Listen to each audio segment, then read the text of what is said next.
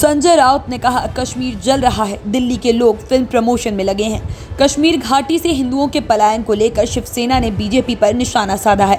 शिवसेना का कहना है कि दिल्ली में बैठी सरकार के लोग फिल्मों के प्रमोशन में बिजी हैं, तो दूसरी तरफ कश्मीर में त्राहिमाम मचा है।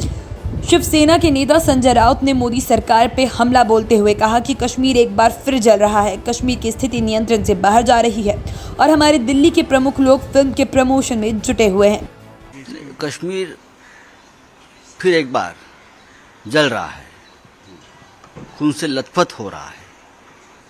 कश्मीर की स्थिति नियंत्रण से बाहर चली गई है और हमारे जो दिल्ली के प्रमुख लोग हैं वो फिल्म के प्रमोशन में लगे हैं।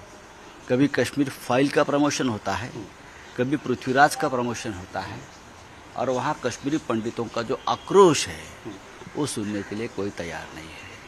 मैं आपको बता रहा हूँ, कश्मीरी पंडित हो और हिंदू समाज के लोग हो, इतना ही नहीं, हमारे मुसलमान भाई जो है देशभक्त, जो वहाँ के सिक्योरिटी फोर्सेस में काम करते हैं, उनकी भी हत्या हो रही है क्योंकि वो देश की रक्षा के लिए काम कर रहे हैं।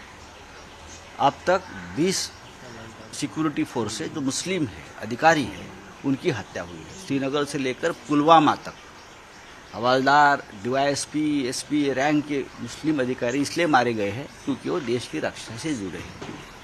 कश्मीरी पंडितों को फिर एक बार भगाया जा रहा है, मारा जा रहा है।